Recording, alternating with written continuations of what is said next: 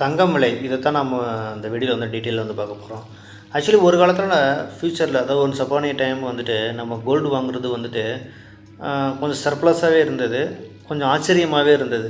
நான் கோல்டு வாங்கினாவே ஏன்னா அது வந்துட்டு ஒரு முதலீடு தான், ஒரு முதலீட்டு பாயிண்ட் ஆஃப் வியூவில் தான் வந்துட்டு நம்ம தங்கம் வந்து வாங்கிட்டு இருந்தோம். ஆனால் இப்போதைக்கு இருக்கிற காலகட்டத்தில் தங்கத்தை வாங்கணும்னு நினைக்கிறதே ரொம்ப பெரிய விஷயமா இருக்குது. ஏன்னா இந்த எட்டாத கனின்னு சொல்லுவாங்க பார்த்தீங்களா, அந்த அளவு வந்துட்டு தங்கத்தோட விலை வந்துட்டு ரொம்ப ஏறிடுச்சு. ஸோ இந்த சுச்சுவேஷனில் வந்துட்டு தங்கம் வாங்கணும்னு நினைக்கிறது ரொம்ப ரொம்ப கஷ்டம், வாங்கணுன்றது முடியாது அந்த மாதிரி வந்துட்டு இருக்குது. அது ஒரு சாமானிய மக்களுக்கு நான் சொல்ல வரேன் என்னென்னு. அப்படி இருக்கிற சூழ்நிலையில் இப்போ என்ன தங்க ரேட்டு போயிட்டுருக்குது, ஃப்யூச்சரில் எப்படி இருக்கும் அப்படின்றத பற்றி கொஞ்சம் டீட்டெயிலாக வந்து நம்ம இந்த வீடியோவில் வந்து பார்க்கலாம். தமிழ்நாட்டை பொறுத்தளவு இன்றைக்கி தங்கத்தோட விலை ஒரு கிராம் தங்கத்தோட விலை நான் சொல்கிறேன் 22 கேரட்டை சொல்ல வரேன். ஒரு கிராம் தங்கத்தோட விலை வந்துட்டு 14,200 இருக்குது. இதே 24 கேரட் எடுத்துட்டோம் அப்படின்னா 15,500 அந்த ரேஞ்சில் வந்துட்டு இப்போதைக்கு வந்துட்டு இருக்குது. அப்போ ஒரு சவரன் நகை வந்துட்டு பார்த்தா அப்படின்னா 1,13,000 அந்த ரேஞ்சில் வந்துட்டு இப்போதைக்கு வந்துட்டு தங்கத்தோட விலை வந்துட்டு இருக்குது. ஸோ இதெல்லாம் இப்போ கொஞ்ச நாளுக்கு முன்னாடி பார்க்கும்போது, அதாவது இப்போ ஒரு 2 வருஷத்துக்கு முன்னாடி நம்ம கம்பேர் பண்ணுறப்போ டபுள்னு சொல்கிறத விட ட்ரிபிளாக வந்துட்டு 3 மடங்கு வந்துட்டு அதிகமாகி இப்போ வந்துட்டு இருக்குது தங்கத்தோட விலை வந்துட்டு. ஸோ தங்கத்தோட விலை நிலவரத்தை வந்து நம்ம பார்த்தோம்.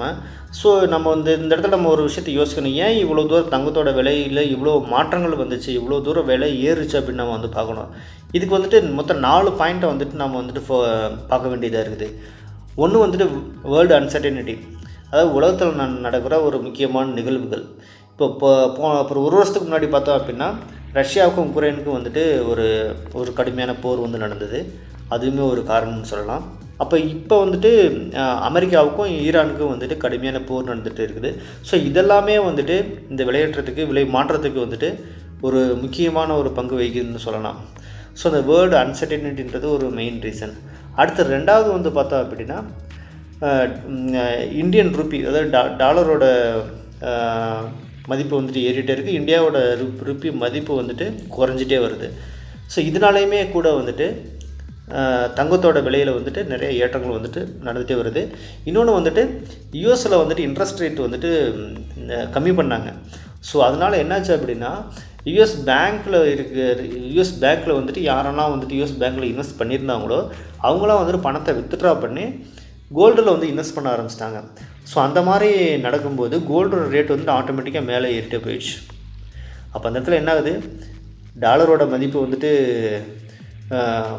குறைஞ்சிட்டே வருது, இந்தியாவோட மதிப்பு வந்துட்டு அதுவுமே இந்தியாவோட ருப்பியோட வேல்யூமே வந்துட்டு படிப்படியாக வந்துட்டு வேல்யூ வந்து குறைஞ்சிட்டு, அதாவது அதிகமாகிடுச்சு. ஸோ அதனால் வந்துட்டு கோல்டோட ரேட்டு வந்துட்டு ஆட்டோமேட்டிக்காக வந்துட்டு மேலே ஹை பீக்கில் வந்து போயிடுச்சு. ஸோ இது ரெண்டாவது ரீசன். மூணாவது வந்துட்டு இன்ஃப்ளேஷன், பணத்தோட வேல்யூ நான் சொன்ன பார்த்தீங்களா, இந்திய ருப்பியோட வேல்யூ வந்துட்டு டிப்ரிஷியேட் ஆகுதுன்னு சொல்லி, அதாவது டாலருக்கு நிகரான இந்திய ரூபாயின் மதிப்பு வந்துட்டு டிப்ரிஷியேட் ஆகிட்டே வந்துட்டு இருக்குது, அதாவது அதிகமாகிட்டே போகுது. ஸோ இதுவுமே வந்துட்டு ஒரு மெயின் கான்ட்ரிபியூட் பாயிண்ட்னு கூட நம்ம சொல்லலாம். அடுத்து நாலாவது வந்து ஸ்டாக் மார்க்கெட்டில் நடக்கக்கூடிய நிறைய நிகழ்வுகள். ஏன்னா ஸ்டாக் மார்க்கெட்டில் இந்த மாதிரியான வேர்ல்டில் நடக்கிற இந்த மாதிரியான நிகழ்வுகள்னால அது டைரெக்டாக அப்படியே ஸ்டாக் மார்க்கெட்டை வந்து அஃபெக்ட் ஆகுது. ஏன்னா இந்த நிறைய பேர் வந்துட்டு டிஜிட்டலாக வந்து கோல்டு வாங்கி வச்சுருப்பாங்க, அதாவது ETF மாதிரியான ப்ராடக்ட் வந்து வாங்கி வச்சுருப்பாங்க. ஸோ இந்த மாதிரியான நியூஸஸ் வரவும் அதோடய ஃப்ளக்சுவேஷன் ரொம்ப அதிகமாகுது, சடனாக வந்துட்டு பை பண்ணுறது, சடனாக சேல் பண்ணுறது. ஸோ இந்த மாதிரியான ஆக்டிவிட்டி நடக்கிறதுனால வந்துட்டு அந்த வாலட்டிலிட்டி வந்து ரொம்ப ஹையாக போயிடுது. நிறைய பேர் வந்துட்டாங்க ஃபிசிக்கலாக வந்துட்டு கோல்டு வாங்குறத விட இந்த மாதிரி ETF வந்துட்டு வாங்குறதுல வந்துட்டு ரொம்ப ஆர்வம் காட்ட ஆரம்பிச்சிட்டாங்க. ஏன்னா ஃபிசிக்கலாக வாங்கினாங்க அப்படின்னா அதை வந்து ஸ்டோர் பண்ணணும், அதை வந்துட்டு பாதுகாக்கணும், நிறைய வந்துட்டு செக்யூரிட்டி ரீசன்லாம் இருக்குது. பேங்க்லேயும் வந்துட்டு அந்தளவு லாக்கர் கிடையாது, பேங்க்கில் லாக்கரில் வைக்கணும் அப்படின்னா அதுக்கு சம் அமௌண்ட்டு பே பண்ணணும். ஸோ இந்த மாதிரியான ஒரு சேலஞ்சஸ்லாம் இருக்குது. இதனால் என்ன பண்ணிட்டாங்க அப்படின்னா எல்லாருமே வந்துட்டு ETF வாங்க ஆரம்பிச்சிட்டாங்க. ஸோ அப்படிங்கிறப்ப வந்துட்டு ஆட்டோமேட்டிக் கோல்டு ரேட்டு வந்துட்டு அதிகமாகிட்டே போகுது. ஸோ இந்த மாதிரியான விஷயங்கள்னால தான் இந்த கோல்டில் வந்துட்டு இவ்வளோ சேஞ்சஸ் வந்தது, இவ்வளோ விளையாட்டம் நடந்தது.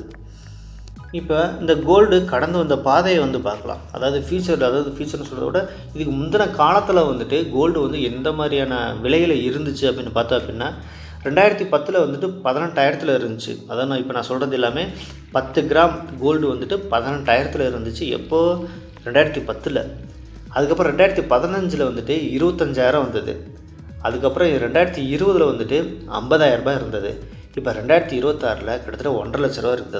அதாவது 1,50,000 இருக்குது. அதாவது 10 கிராம் நான் சொல்ல வரேன் நான். ஸோ இந்த விலை ஏற்றங்கிறது அப்படியே என்ன சொல்கிறது, படிப்படியாக மேலே ஏறிட்டே தான் போகுதே தவிர கீழே இறங்கி வந்த பாடே கிடையாது. ஒரு உதாரணத்துக்கு 2010 அந்த 18,000 சொன்ன பார்த்தீங்களா, அந்த ப்ரைஸில் வந்துட்டு யாரெல்லாம் ஒரு பல்கான லாட்டு வாங்கியிருந்தாங்களோ அவங்களாம் இப்போ நிஜமாகவே வந்து கோடீஸ்வரனாக தான் இருப்பாங்க எல்லாருமே.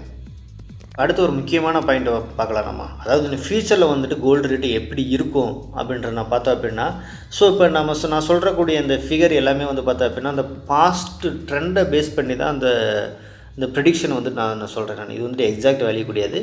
ஸோ இது வந்து கோல்டு கடந்து வந்த பாதை, இதை பேஸ் பண்ணி தான் இந்த வேல்யூ வந்துட்டு நான் சொல்கிறேன் நான். ஸோ அப்படி பார்க்கும்போது இந்த 2026 இந்த வருஷம் எண்டுக்குள்ளே, அதாவது டிசம்பருக்குள்ளே வந்துட்டு கிட்டத்தட்ட எப்படி ஒரு 1.7 லேக்ஸ்லேருந்து 1.8 லேக்ஸ் அந்த ரேஞ்சில் வந்துட்டு கண்டிப்பாக வந்துட்டு கோல்டு ரேட் வந்துட்டு வந்துருன்றது ஒரு ப்ரெடிக்ஷன். இதே 2027 அடுத்த வருஷம் எடுத்துக்கிட்டோம் அப்படின்னா கிட்டத்தட்ட என்ன சொல்கிறது, ஒரு 2 லட்சத்துலேருந்து 2.5 லட்சம் வரைக்குமே போகக்கூடிய வாய்ப்பு வந்துட்டு இருக்குது. அப்படி பார்க்குறப்போ கோல்டு ரேட் வந்து ஏறிட்டே தான் போகுதே தவிர என்ன சொல்கிறது குறைஞ்சதுக்கு பாடில்ல. இன்னொன்று வந்துட்டு ரொம்ப ஒர்ஸ்ட் கேஸ், ரொம்ப கீழே வந்தாலுமே 1.5 லட்சத்துக்கு கீழே வந்துட்டு கோல்டு ரேட்டு வரதுக்கு வாய்ப்பே இல்லை. அதாவது என்ன சொல்கிறது, எல்லா அனலிசிஸ்ட்டும் இது தான் சொல்கிறாங்க, நிறைய ப்ரோக்கரேஜ் கம்பெனி இது தான் சொல்கிறாங்க. ஸோ கோல்டு ரேட்டில் வந்துட்டு ரொம்ப என்ன சொல்கிறது ஒரு பெரிய ஃபால் வந்து இருக்கிறதுக்கு வாய்ப்பு ரொம்ப ரொம்ப ரொம்ப கம்மி. ஸோ அதனால் வந்துட்டு இன்வெஸ்டர்ஸ் வந்து தைரியமாக வந்து இன்வெஸ்ட் பண்ணலாம். ஃபிசிக்கலாக வாங்கலாம், டிஜிட்டலாக வாங்கலாம், அதாவது ETF மாதிரி டிஜிட்டலாக வாங்கலாம். அது மட்டும் இல்லாமல் இந்த SIP systematic investment plan, so அது மாதிரியான கூட நிறையா இன்வெஸ்ட் பண்ணலாம். அப்போ கடையில் வந்துட்டு இந்த மந்த்லி கோல்டு சீட்டெலாம் வருது பார்த்திங்களா, ஸோ அதெல்லாமே கூட வந்துட்டு இன்வெஸ்ட் பண்ணி இப்போ இன்வெஸ்ட் பண்ணி வச்சுருந்தோம் அப்படின்னா கண்டிப்பாக ஃப்யூச்சரில் வந்துட்டு நல்ல ஒரு ப்ராஃபிட் வந்துட்டு எடுக்கிறதுக்கான வாய்ப்பு வந்துட்டு இருக்குது. ஸோ எல்லாருமே வந்துட்டு அவங்களோட இன்வெஸ்ட்மெண்ட்டில் கோல்டுக்கு வந்துட்டு ஒரு சம் பர்சன்டேஜ் ஒதுக்கி வைக்கிறது அட்வைசபிள்.